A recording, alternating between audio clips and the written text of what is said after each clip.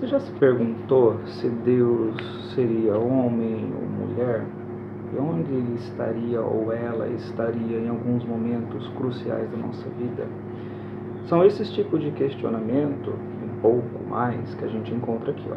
Estela Sem Deus, do Jefferson Tenório, tá falando o nome.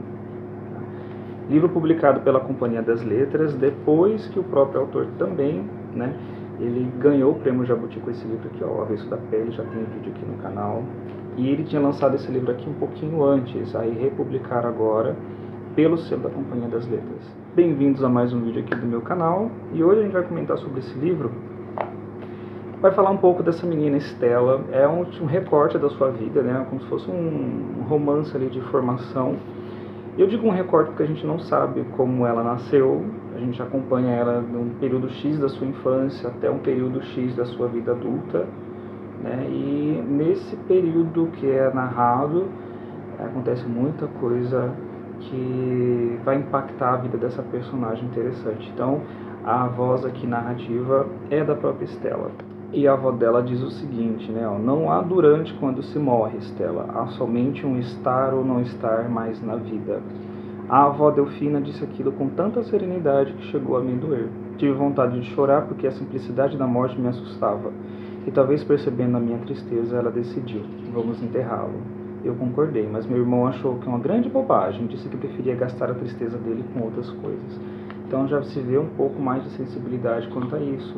E ao questionar a morte, para onde se vai, o que acontece depois, ela já vai entrando nessa questão filosófica da coisa. E aí, achei estranho, mas concordei. As filósofas são assim, dizem palavras que só vão fazer sentido depois de terem feito certas voltas dentro da gente. A avó Delfina teve tanto cuidado com aquele funeral que depois até cheguei a pensar que a morte fosse uma espécie de ternura. À noite não dormi muito bem, porque fiquei me lembrando do passarinho embaixo da terra, sendo devorado por formigas e vermes. Mas a avó Delfina dizia justamente o contrário, que era preciso pedir perdão à natureza, mesmo se não fôssemos culpadas. Tínhamos sempre de pedir perdão aos bichos porque nós o comemos, perdão às árvores por derrubá-las, perdão ao mar por entrarmos nele.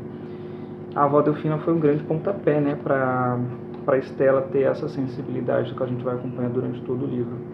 A mãe dela foi sempre uma mãe ali colocada dentro da história como uma mulher que precisou trabalhar muito. Ela trabalhava como faxineira e às vezes levava os filhos para também ali os locais onde ela trabalhava porque não tinha com quem deixar. Em determinado momento da história, por exemplo, fica inviável ficar na casa onde eles estão. Eles acabam indo para uma situação um pouco mais de vulnerabilidade, vamos dizer assim. E ali acontece um momento X na história, da qual fica muito gravado na vida da Estela. Ela é uma menina que mora no Rio Grande do Sul, ela mora com a mãe, ela tem contato com o pai biológico, mas o pai não é presente. E ela tem um irmão que é de um outro pai. Outro contato, por exemplo, que a Estela tem com a morte é quando ela também tem a notícia do pai do seu irmão, que acaba falecendo, então ela acaba tendo esse outro contato. E aí ela vai para o cemitério, vê aquele velório e ela traça alguns pensamentos. No entanto, esquecer a morte pode ser algo grave, porque o cemitério também existe para nos lembrar de que um dia nós estaremos ali embaixo da terra, junto com as minhocas, as raízes e os vermes. E às vezes ainda pensava naquele filhote de passarinho sendo devorado por outros bichos. E mais para frente ela continua. Talvez a felicidade fosse só isso, saber administrar a tristeza. Tentei chorar, me esforcei, mas não consegui. Se eu tivesse conhecido a Melissa naquele tempo, ela teria me dito que chorar não faz bem para quem já se dói. E aí ela vai traçando essas reflexões a respeito da morte. Em determinado momento, naquele momento crucial, quando ela está nessa região de vulnerabilidade, e acontece ali uma tragédia com a sua família, ela se pergunta onde está Deus nessas horas? Porque ela clamou tanto por esse Deus e Deus não veio e não ajudou ela. Foi uma situação tão forte ali para a vida da Estela, que isso ficou muito gravado para ela, ficou muito gráfico a situação. E aí a mãe decide sair daquela região e morar na outra parte, na zona da Coab, junto com uma colega dela, se eu não me engano.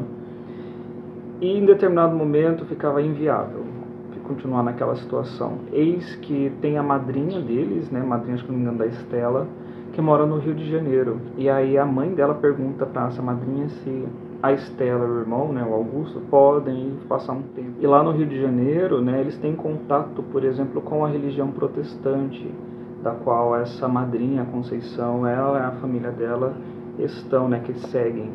É o marido, tem, acho que não me engano, um filho por aí. E aí eles são levados também para essa igreja, mas assim, a Estela ela ainda consegue ali ter um pouco de resistência a aceitar essa ideia de culpa, obediência, mas o irmão não, o irmão segue os passos certinho, e é um ponto que a Estela vai se descobrindo, vai se aflorando cada vez mais, né, da sua adolescência, da sua identidade, também da sua sexualidade. Ela deixa à tona a vir, não tem aquela a máscara moral que muitas pessoas acabam criando, né, quando estão em sociedade. E ela costuma ali, a Estela em caso, ela não tem essa máscara. E aí ela tem um relacionamento com carinha, e você já percebe que ele, por ser da igreja, tem certos tipos de trejeito, um certo tipo de pensar, uma moral diferente da própria da Estela. Isso vai criar um embate ali entre eles dois. E né, ela percebe também da questão da culpa e da obediência, das questões, né, de violência que há dentro ali da família da própria Conceição, e as duas conversam sobre isso, né. A Estela continua: mas madrinha, eu acho que Deus não ia permitir uma coisa dessas. Aí a madrinha continua: às vezes eu penso que Deus não tem memória, Estela. Deus tem lampejos. Às vezes ele se esquece de nós mulheres. E por isso que vou à igreja, para rezar e lembrá-lo de que existimos. Embora não fôssemos muito de afetos, decidi abraçar minha madrinha. Eu senti uma lágrima dela no meu ombro. Depois ela se afastou devagar e continuou me mostrando outras fotos de Arthur. Já é outra personagem. E nisso ela vai ali mesmo questionando, né, esse Deus, essa religião, essa questão de culpa e obediência. Ela conhece o Francisco, da qual ela passa ali no trio um relacionamento, vamos dizer assim, mas não é um relacionamento igual muitas religiões acabam montando, né, de que você conhece a pessoa, você casa com a pessoa, constitui família. Eles se conhecem, se gostam entre eles, não necessariamente vão precisar casar um com o outro. E é nesses questionamentos que a gente vai ali, né, tendo noção do porquê Estela sem Deus, né. Ela não vivencia a sua infância, não vivencia a sua adolescência por passar essas fases ali com a mãe dela, de ir e vir, de onde ela olha para a figura feminina e principalmente a mulher negra, e ela só vê sempre, igual diz a Lélia Gonçalves, né? Ou é a questão da doméstica, ou é a questão da mulata. Então ela tem esses dois viés da mulher negra. E ela também tem os próprios desafios, né? Da idade, da questão da adolescência, da sua própria identidade, né? Da qual religião, filosofia, sexualidade. Então ela vai construindo isso aos poucos, conforme aquilo que ela vai observando, e principalmente ela vai questionando. Ela não aceita as coisas às vezes de uma maneira muito passiva. Ela se questiona do porquê aquilo está acontecendo. E aí, nesse desenrolar das ações, a gente percebe que ela aprende muita coisa com as suas observações. Ela não aceita aquilo de maneira tão passiva. Ela vai refletindo, ela vai questionar, né? E Estela sem Deus, né? Então a gente tira daqui o quê? Principalmente dessa figura masculina que colocaram em cima de Deus, e ela, por que isso? Tanto que lá no finalzinho ela vai comentar sobre esse trecho. Enquanto eu desci o morro, chorei um pouco. Entrei no primeiro ônibus que vi. Sentei e encostei a cabeça na janela como eu gostava de fazer, e ali tive a certeza de que o Deus do qual o pastor Everaldo me falava não existia, ou não sabia nada de nós. Quando me lembrei da minha mãe, quando fiz um esforço para enxergar cada detalhe do seu rosto, compreendi com assombro algo importante, que Deus estava mais próximo do que eu imaginava. Deus estava espalhado em algumas mulheres que conheci. Deus não era homem, Deus sempre foi mulher. Seria mais honesto pensar dessa forma. Suportar a vida como elas fizeram, dar conta de tudo, era sobre-humano.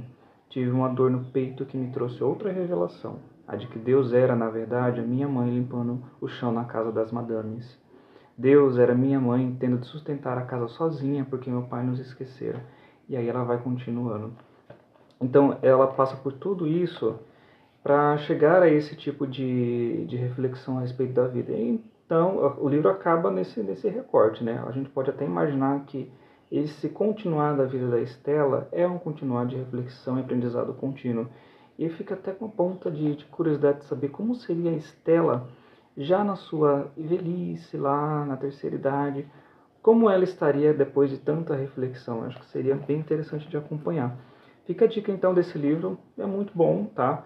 Não dá para ali encarar, esperar grandes reviravoltas ou algo do tipo. É um livro convidativo à reflexão e principalmente no papel das mulheres, né? Mulheres, religião e mais uma interseccionalidade no meio, mulheres, religião, mulher negra principalmente também.